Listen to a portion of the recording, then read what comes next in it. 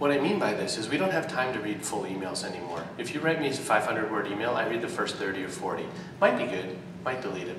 So at the bottom, if that's your call to action to me, done. Same with your forum, same with your big, wonderful, you can engage in me lots of ways community platform.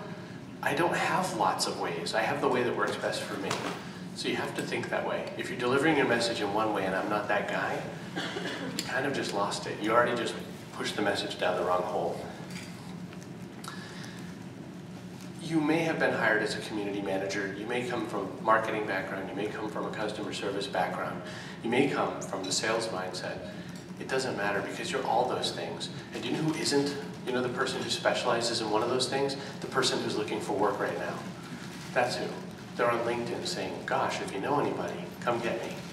If you're not a multidisciplinary person and you're not thinking like the owner of whatever position you hold, and by owner like business owner, you've kind of already blown it, right?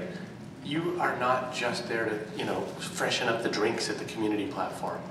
You're there to figure out how you can sell. You're there to figure out how you can be better customer service. You're there to figure out lots of things that don't directly relate to the job title you thought you had when you started the gig. Is this resonating yet? Are we all good? Because we can all go swim. It's a nice pool, 4th floor. You are one of us.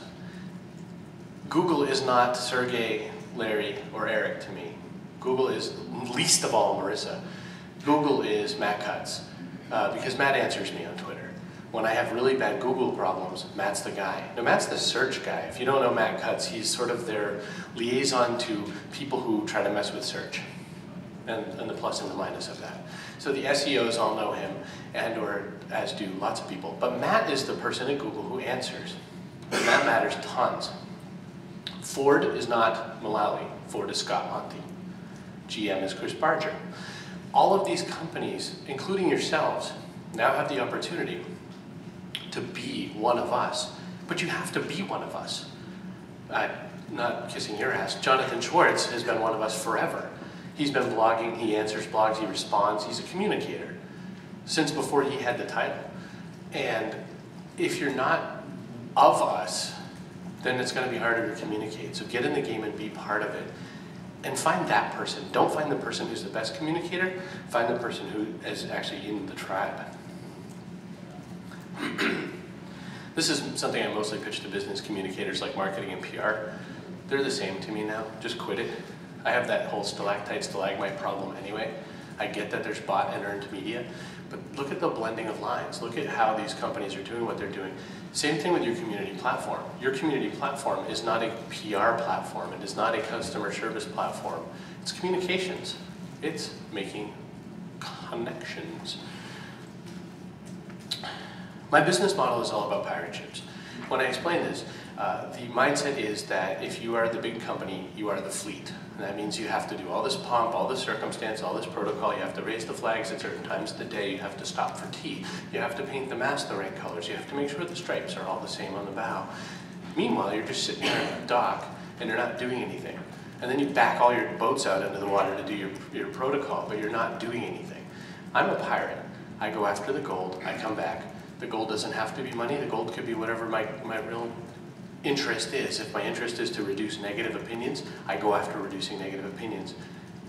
Rogue thinking and models is what we're calling for right now.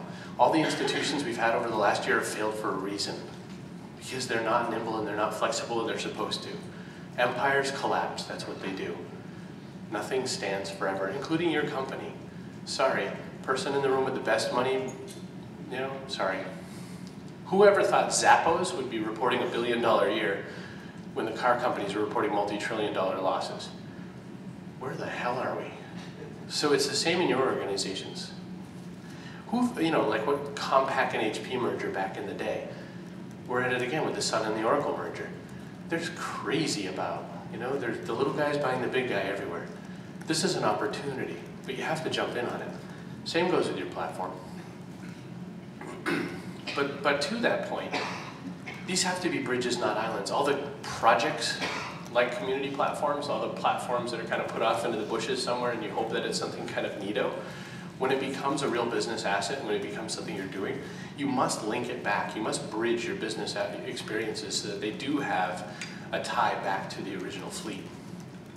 Yes, it's contradictory, but that's how it works. You do rogue things over here, they make sense, they make value, and then you teach the rest of the fleet what you learned over there. Does that make sense? We're all good? Okay. It's early, I understand. I feel very strongly about this point that I call cafe-shaped conversations. When I talk about this, what I really mean is, I can go into any McDonald's in the world, and at breakfast time order number 10, and know that I will receive 2 burritos, flaccid burritos, a hash brown, which is essentially an oil delivery mechanism, and a medium Diet Coke. And you know what? It's delicious every single damn time. But it's the same.